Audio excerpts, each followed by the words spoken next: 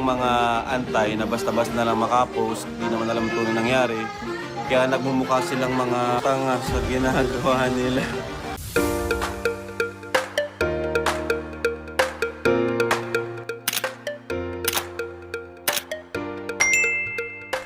Isang mapagpalang araw po sa ating lahat. Magandang araw at gabi po dyan sa mga silent viewers at mga solid supporters. May kalapsyaro po at kamusta po kayo? So narito mga kalingapang ating muling pag-uusapan patungkol nga po kung saan ang laging narireltop ni Kalingap Rob at talagang itong mga anti-Kalingap ay hindi tumitigil sa paninira dito sa Kalingap at yun lamang nga po ang kanilang tanging alam. Yan po ang ating pag-uusapan. Maya-maya na lamang, pero bago po yan, ay lagi kong paalala sa inyo, bago po tayo magbigay ng ating mga komento at opinion, itapusin po muna natin ang gawa ng video. Nang sa ganon ay akma po ang ating i-comment mga kalingap at lagi kong hiling sa inyo, patuloy pa rin po nating suportahan ang mag-ama na Patubang, Kalingap Rob at Keval Santos Matubang. At syempre, ganon din ang kanilang may bahay. Walang iba kundi sina Ate Edna Vlogs at Jackie Tafia. Sa kanilang pagbibigay saya at tulong sa ating mga kababayan, ipatuloy po natin silang suportahan. At syempre, huwag tayong magsasawang sumuporta, mga kalingap. Sa narito sa ating pagpapalik ay atin nga pong mabibigyan ng reaksyon. Ito nga talagang patungkol dito sa issue na talagang lagi na lang paninira ang ginagawa ng mga antay, lalo na nga po dito sa kalingap. At yun lamang nga po talaga ang naging ginagawa nila at ito ay gawa ng issue. Itong kalingap natin, lalo na nga po pagdating sa mga beneficiary, mga kalingap, no? At dito nga po atin isingit, dito nga po sa pag-vlog nila Kalingap Rod dito kay Andrea, na kung saan mga kalingap ay nagalit na po si Kalingap Rob sa kanyang nabalitaan dahil ang kanilang pag-vlog daw dito kina Andrea ay scripted daw mga kalingap. At marami din daw ang nagsasabi na hindi pumapayag ang magulang ni Andrea na iba-vlogs sila mga kalingap. Pero sa katotohanan, ito nga po ang katotohanan mga kalingap, no?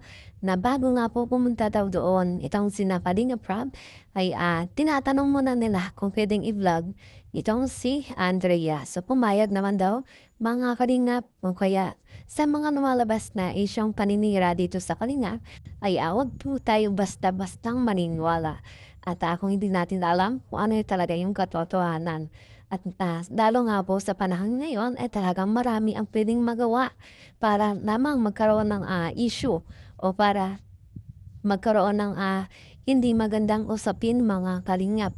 At kagaya nga po dito at talagang itong mga anti-kalingap tanging kilos lamang ng kalingap itong binabantayan nila, inagawa nila ng fake news nga po itong mga ginagawang pagtulong ng kalingap sa mga nangangailangan at tulad na mga po dito kay Andrea. So mga kalingap at itong si Kalingap Rob natin ay napanood natin o napapanood natin sa kanyang live na lagi niya na lang sinasabi o nagpapaliwanag lagi dito sa mga nilalabas na issue ng mga antay para na sa ganun ay malinaw nga po at malaman ng lahat na walang katotohanan ang nilalabas nilang issue laban dito sa kalingap. At ito nga, na-real talk na naman itong mga anti-kalingap dahil nga po dito sa nilabas nilang issue patungkol kay Andrea. So, grabe nga po at talagang hindi na mapigilan at habang tumatagal ay pasama ng pasama itong bibigyan nila ng hindi maganda o pambabalahura dito sa kalingap. Kung kaya siguro si Kayabal natin ay napadesisyon natin pasuban itong mga taong itong nagtatraidor o nang babalahura din sa kalingap. Alam ng mga antay na basta-basta na lang makapost, di naman alam ito na nangyari. Tanga sa ginagawa nila. Basta-basta lang, post agad, basta may magsumbong, bla bla bla. Post agad sila without knowing the truth, kung ano yung mga nangyari ba. Kasi hindi man kami magbablog kung talagang ayaw magbablog. At yan na nga, talagang na-real talk na naman sila ni Kalingap Rob dahil nga po sa kanilang pinanggagawa mga Kalingap ay hindi naman nila alam kung ano yung katotohanan. So narito At marami naman ang naniniwala dito kay Kalinga Prab, lalo naman nga po yung mga nakakasama niya sa pag-scout sa Team Kalingap. At sa ibang mga natulungan, sa dami ng natulungan ng Kalingap, ay alam na nga po kung ano ang katotohanan at kung sino ang nagsisinungaling mga Kalingap. Gagawa sila ng isyo na ang ending ay dadahilan nila itong patungkol kay Beyonce na kung saan mga Kalingap ay hindi naman Kalingap ang may dahilan kung bakit si Beyonce natin ay umalis sa Team Kalingap at ganun din sa Love Team. Dahil ang simulan nga raw nito na sinasabi nila itong si Edo.